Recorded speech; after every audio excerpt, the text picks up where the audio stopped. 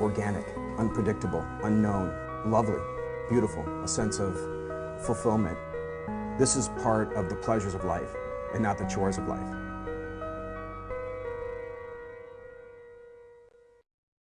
Coming up on Daily Iowan TV. American Girl doll at University of Iowa. Find out their connection next. And more students on campus, but don't expect more people in the bars. Sally Mason speaks out. The Iowa women's basketball team is down a player as one decided to leave the program. Find out who later on in sports. You've got all that and more to look forward to. Welcome to Daily Iowan TV.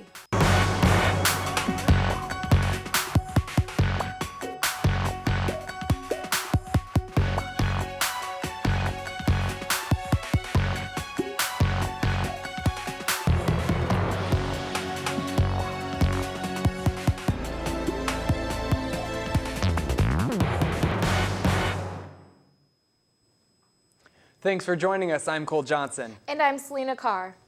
President Sally Mason's tenure at the university is soon drawing to a close, but before it does, she still has some things to check off her agenda. Austin Love sat in on our monthly talk with the president. As the university gets ready to welcome in a new president next fall, President Mason is making sure to leave the university in a strong place going forward.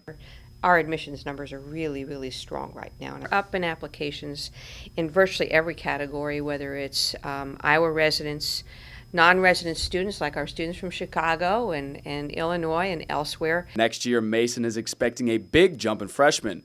In 2014, the university admitted a little over 3,500 freshman students, but in 2015, Mason predicts that number to be over 3,800 and an additional 200 non-freshmen on top of that. We feel comfortable that we can handle 500. The new residence hall is opening up this fall, and we haven't yet shut down the quad, so we've got the capacity in terms of beds. With more students in 2015, they could be able to stay in the bars after 10. Iowa State legislators could pass a new law allowing 19-year-olds to stay in the bars all night, something Mason cautions. It's much more healthy and safe than it's been in a long, long time. It would be a shame to go backwards. One thing Mason does promise, though, that we will once again have the largest, the most talented, and the most diverse freshman class that we've ever seen next fall. Austin Love, Daily Iowan TV. A new fraternity that values diversity at Iowa has recently become an official chapter. Delta Lambda Phi, founded by gay men for all men, is making its mark on the university. The fraternity was first formed as an interest group on campus in the fall of 2011, but it is now a part of the Greek community. The University of Iowa Fraternity and Sorority Life Office offered the group to become a colony, which would soon transform into the fraternity they are today. They currently consist of 11 members, but are hoping to make their presence known and grow in their community. Coming to campus, joining a fraternity wasn't the first thing that I saw myself doing, but when I started to become more involved, I really knew that it was the right place for me. Delta Lambda Phi invites interested students to contact their fraternity to become a part of their chapter. University of Iowa students are not the only ones with good news. Iowa City School Board members will be receiving reports stating that local students scored above the national average on standardized testing. The tests are given in October over reading, math, science, social studies, and language. The scores are helping the district form a new education plan for next year. The plan will put an extra emphasis on reading because it was the district's lowest scoring subject.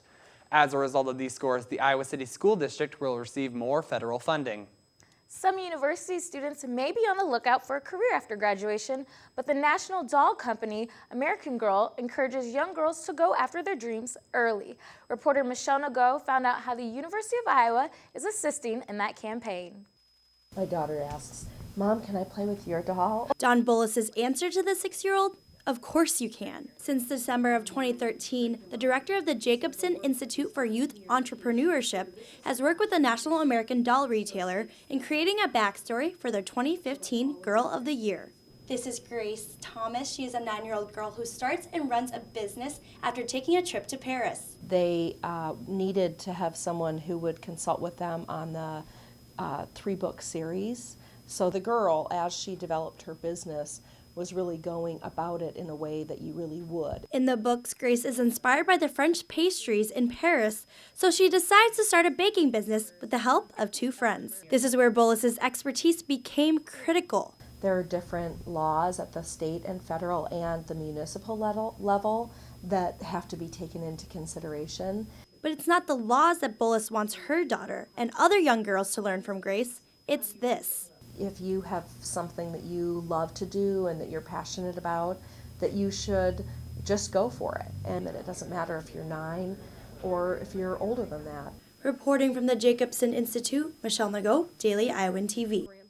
Well, Beth, I'm more of a winter person. How are you feeling about these cold temperatures? Well, you know, Cole, I actually love summer, but I am making it through just fine. And you guys, I love spring, and I hope it's coming up soon. Beth, what's the forecast?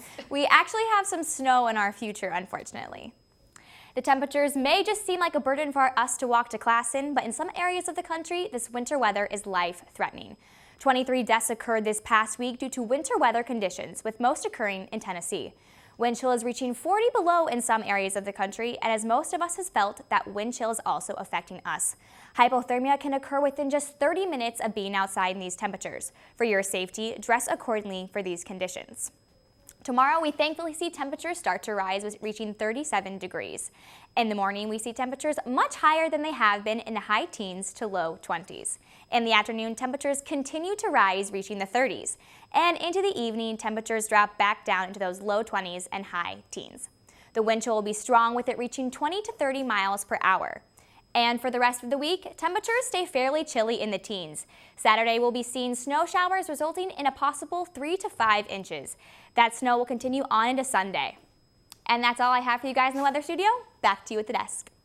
We humans are the dominant species on Earth because of our intelligence, but UI psychology researchers are proving our brains don't develop much differently than some feathered friends you've seen probably on the Ped Mall. Blake Jorgensen has the details. Stewart Professor of Experimental Psychology Dr. Ed Wasserman is the co-author of a study that is discovering that pigeons learn vocabulary in similar ways as children. As Wasserman says, he's not Dr. Doolittle and can't talk to the pigeons, but instead shows them pictures. When the bird does see a picture and the two buttons do come on, if they make the correct response, they get food. If they make the incorrect response, all the lights go off and the trial is repeated. I'm here outside Spence Laboratories where they're actually conducting a similar experiment right now. And while we often use bird brain as an insult, it turns out these birds are learning words. Well, maybe not words exactly, but categories of pictures like ducks, flowers, shoes, and planes. These are words children typically learn early in life, and these pigeons are learning the same things at a rate that is statistically significant enough that it's not just dumb luck. For every category, for every bird, performance is above chance. Now, sometimes they get to upwards of 85 or 90% correct. Sometimes they're only down to 55%. But it's pretty remarkable that over the end of training, so many of these were statistically significant. So next time you see a pigeon looking at you funny when you're walking down the Ped Mall, he might only be checking out your shoes. I'm Blake Jorgensen for Daily Iowan TV.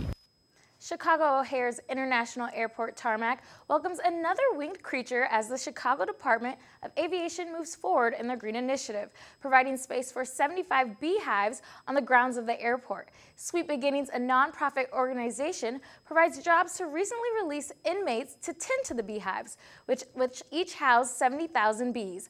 O'Hare is now the largest airport apiary project in the world. Twitter has been blowing up today after reports of an Iowa men's basketball player transferring from the university. Yeah, I saw that earlier today. Let's toss it over to Zach Mackey and Taylor Mathis, who are standing by in the sports studio to hear more about this. Guys, who is the Hawkeye set to transfer? Cole and Selena, it is confirmed that Hawkeye sophomore Trey Dickerson is leaving the Iowa men's basketball program. Fran McCaffrey announced Monday that Dickerson has decided to leave and has been granted a full release from his scholarship. Dickerson came to Iowa after one season of junior college basketball at Williston State in North Dakota, where he was an All-American. At the beginning of the season at Iowa, Dickerson played considerable minutes, but started riding the bench for most of the games once the Hawks got in conference play. The 6-foot point guard averaged 2.7 points, 1.2 assists, and 0.5 rebounds in the 15 games he played as a Hawkeye. Dickerson told the media this afternoon, quote, "I appreciate the staff and the Hawkeye Nation for showing me love. I enjoyed my time here, but I have to do what's best for me," end quote. The point guard plans on finishing this semester academically before transferring and will have 2 full years of college eligibility left. The #1 ranked Hawkeye grapplers took to the mat this weekend in Carver Hawkeye Arena for the national duels. Iowa opened up the duels, downing both Tennessee Chattanooga and #6 Cornell. The 17-0 Hawkeyes advanced to Sunday's final against second-ranked Missouri.